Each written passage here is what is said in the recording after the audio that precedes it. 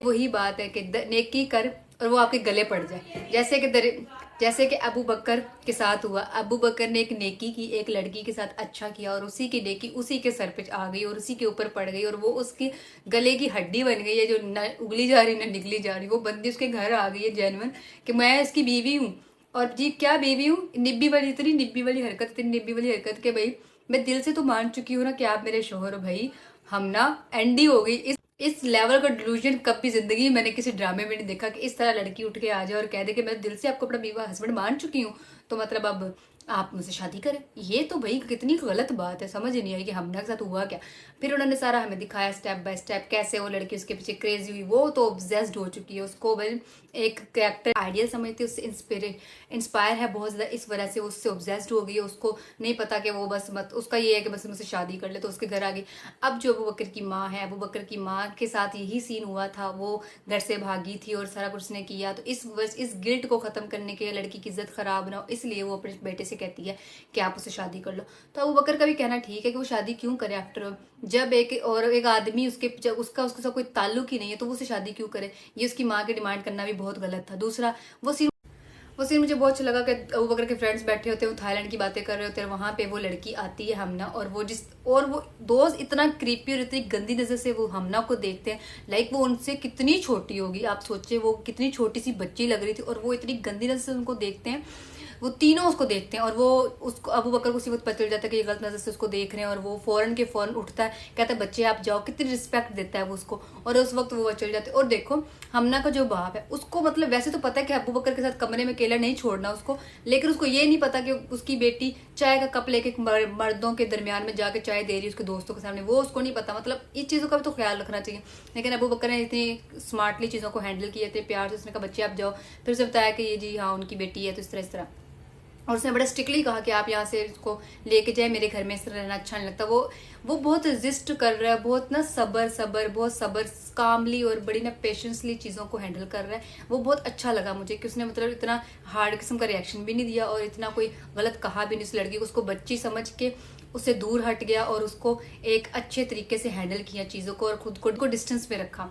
और इसी तरह आज जो एपिसोड आया, और जो हमारी जरियाब है, जरियाब का तो मत ही पूछो ना। जरियाब को तो बस एक ही काम है, जामिल जामिल जामिल जामिल बेबी सिटिंग करती है उसकी। वो जेन्युइन बंदे को थोड़ी सी स्पेस देनी चाहिए, थोड़ा सा आपका होना चाहिए, लेकिन वो बंदी सिर्फ और सिर्फ अबू बकर के पीछे पीछे। और मैं इतना इरिटेट होती हूँ हर वक्त जामिल जामिल जामिल करती रहती है। मतलब थक गई हूँ मैं इस चीज से कि हर जब भी वो स्क्रीन पे आती है उसके नामों पे एक ही नाम होता है, जामिल जामिल जामिल जामिल।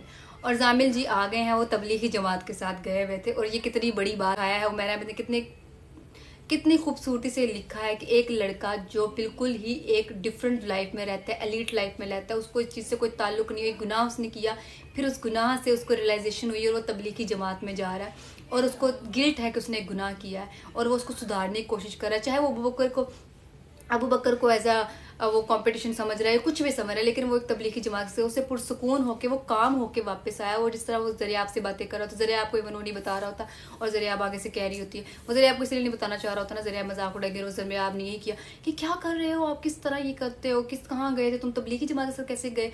वो तबलीगी जमात वाली कॉन्वर्सेशन जरियाब के और अरहम के दरमियान में जो थी वो बहुत ही ना पता लग रहा था किस तरह से एक्सप्रेशंस जरियाब के थे, इतने आवाजार और मतलब एक बहुत ही मतलब ऐसे जैसे कि उसको खुशी, उसको जरियाब को उसके अल्कोहल से कोई मसला नहीं, उसके ड्रग्स से कोई मसला नहीं, उसके साथ उसने गुनाह किया उसको उससे कोई मसला नहीं, सिर्फ उसको इस बात से मसला कि तुम तबलीगी जमात के साथ कैसे जा सकते हो, तबलीगी जमात से तुम्हारा क्या ताल्लुक है, तुम्हारे हमसे दूर हो क्योंकि वो तुम्हें नमाज पढ़ाने की तरफ ले जाएगा, तुम्हें तबलीगी जमात से जाएगा। किस तरह की एक्टिविटीज है ये।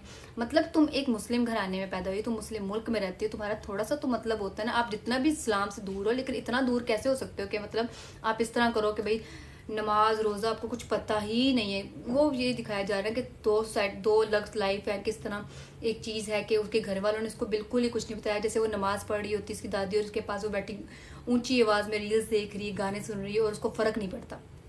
उसको इस बात का भी नहीं, कोई नमाज पढ़ रहा हो तो आवाज कम कर लेते होते हैं।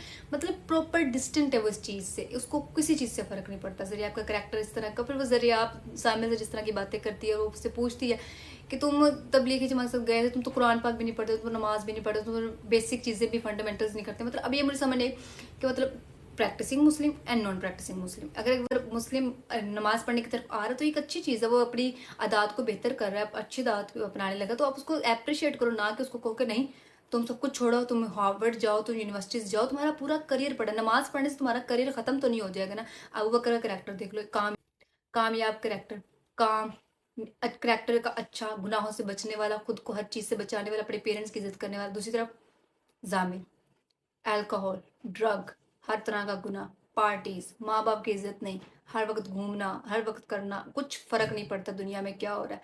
और अब वो उसकी ट्रांसफॉर्मेशन में दिखा रहा है, किस तरह नमाज पढ़ने जा रहा है, किस तरह से उसके अंदर एक पर्सनैलिटी डिफरेंस आया है जब वो आया तबलीगी जमात से। तो मुझे ये अच्छी चीज़ लगी कि एक पाकिस्तानी ड्रामे में ये चीज़ हाईलाइट की जा रही है कि किस तरह से एक छोटी सी डिफरेंस लाइफ को किस तरफ चेंज करता है। फिर वो अपार्टमेंट ढूंढ रहे हैं, दोनों एक ही अपार्टमेंट में रहना चाहते हैं। मतलब उनके घर में कोई उनका ये सीन ही नहीं है कि मतलब शादी नहीं हुई, वो तो इस तरह है कि जैसे उनकी शादी हो चुकी है और वो दोनों साथ रहते हैं, कोई उनको रोकने वाला नहीं। मतलब पेरेंट्स की इतनी ज़्यादा आपकी वो पेरेंट्स का इतना ज़्यादा अवॉइडेंस और इग्नोरेंस है ना पेरेंट्स का, कि उनको अपनी बेटी से किसी चीज़ के ताल्लुक ही नहीं है। बेटी अपार्टमेंट ढूंढ रही है, बाप को नहीं पता। बेटी बाहर घूम रही, बाप को नहीं पता। बेटी कहाँ जा रही, बाप को नहीं पता। बेटी रो रही है, बाप को नहीं पता किसी चीज़। माँ, इवन माँ को भी नहीं कुछ पता। बस ये पता है कि जरिया घर में है, वो भी उनको इवन नहीं पता होता। तो उनको उन चीज़ों से कोई ताल्लुक ही नहीं। एक करेक्टर है दादी का, जो दादी हर वक्त हया, नमाज, कुरान और तरबियत उनकी करती रहती है। अदरवाइज उनकी माँ ने, उनके बाप ने तो कोई तरबियत ही नहीं की, और उनकी पर्सनैलिटीज़ में नजर आते हैं। तो अबू बकर ने हमना को छोड़ दिया है, कहाँ ये नहीं पता कि वो उसको कहाँ छोड़ के आया, और वो किस तरह से जामिल से मिलेगी और जामिल से शादी कर लेगा। अब ये हमें नहीं पता किस तरह से सारा कुछ होगा।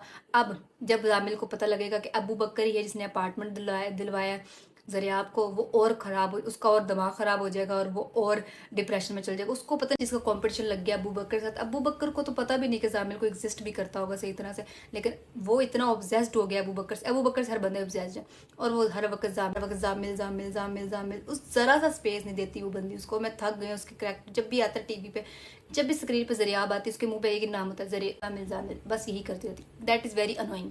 कुछ लाइफ होती है, अपनी लाइफ होती है, कोई स्पेस होती है, कोई फ्रेंड्स होते हैं, उन दोनों का, उस जरिया आपका तो खैर कोई अपना है ही नहीं ना, कोई फ्रेंड ही नहीं, सिर्फ एक जामिल है। और जिस तरह से इसने इसको दिल तोड़ना है, और जिस तरह से ये इसको धोखा देगा, और ये सारा कुछ देखने का हमें बहुत मजा आएगा। तो हम करेंगे इसका रिव्यू नेक्स्ट वीक।